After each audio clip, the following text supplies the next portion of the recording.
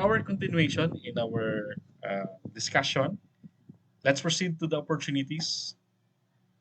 So the first opportunities in agricultural commodity marketing is the digital marketing platform.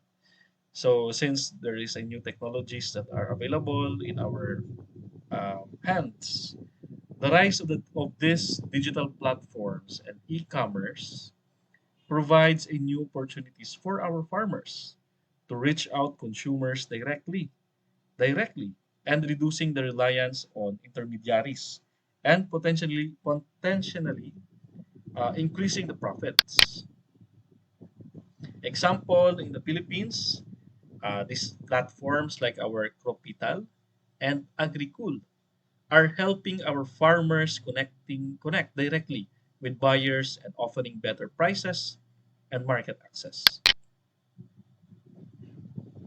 Another opportunity is the export potential. So in Asian countries have significant potential to expand their agricultural exports. Commodities such as rice, coffee, palm oil, and seafood have strong demand in international markets. Example here has become where Vietnam has become one of the world's largest rice exporters, benefiting from both government support and robust international demand, according to the Vietnam Ministry of Agriculture and Rural Development of 2022. Another one is the sustainable organic farming. The growing global demand for our organic and sustainable produced agricultural products presents an opportunity for farmers to access a premium markets and receive a higher prices for their products. So our example, the organic coconut industry in the Philippines has seen a what we call substantial growth with products being exported to high value markets in the United States and in Europe, according to Organic Agriculture Act of 2010. So let's proceed to the agricultural commodity marketing in global context. We have a what we call trade agreements. So these trade agreements, like the ASEAN Free Trade Area and the Comprehensive and Progressive Agreement for Trans-Pacific Partnership, have reduced the trade barriers, allowing the ASEAN countries to expand their agricultural exports. So in the trade agreements, we have also a global supply chains. So if you can see in this illustration, in a global perspective, agricultural commodities are often part of a what we call complex global supply chain with a different stages of production, processing, and distribution occurring across the multiple countries because of the trade agreements. So this supply chain became so complex because there are a lot of parameters to meet or the standards because we are dealing with the international market. So the global supply chain for palm oil involves a production in Indonesia and Malaysia and processing in Europe and the consumption in countries around the world. So another one is the impact of global market trends. So the global market trends have a profound impact on our agricultural commodity marketing, influencing everything from production practices to pricing strategies. So we do have a what we call sustainability and environmental concerns.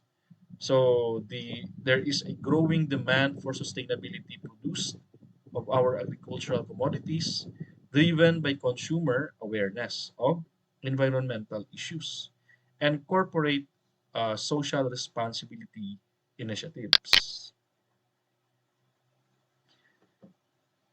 So for example, the demand of sustainably produced palm oil has led to the establishment of certification schemes like the Roundtable on Sustainable Palm Oil, which encourage the environmentally friendly practices in the industry. Another one is the traceability and food safety.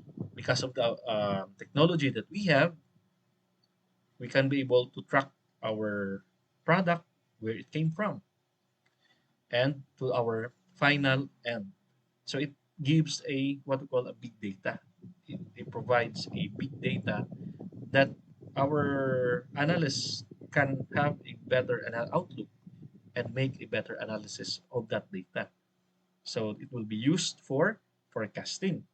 So in the Europe Union, the traceability of regulations that require a detailed documentation of the entire supply chain for agricultural products, which has become a critical aspect of marketing strategies for exporters in Asian countries because of this traceability regulations. So there is a what we call a detailed documentation that is being required. So this is a very critical aspect for the marketing strategies among the Asian countries. So the organic and fair trade market, where the global market for organic and fair trade products is expanding, providing opportunities for farmers in developing countries to access a higher value markets. Example, the organic banana industry in the Philippines has grown rapidly with exports mainly to Europe and Japan, where the consumers are willing to pay a premium for organically certified products. So, for our conclusion, agricultural commodity marketing is a multifaceted field. It's very broad that plays a crucial role in the global economy and for food security. So, by understanding the marketing system, the price dynamics, and the market structure, and the global trends, agricultural producers can navigate through forecasting the challenges and also capitalize on the opportunities presented by both the local and international market. So the Philippines, the Asian, and the global perspectives all highlight the importance of the efficient marketing strategies in ensuring the sustainability and profitability of our agricultural enterprises. So for our references during this discussion, so here's the list of our references. So thank you very much for being part of this lecture presentation. So I hope that this lecture give you insights and better understanding of our agricultural commodity marketing.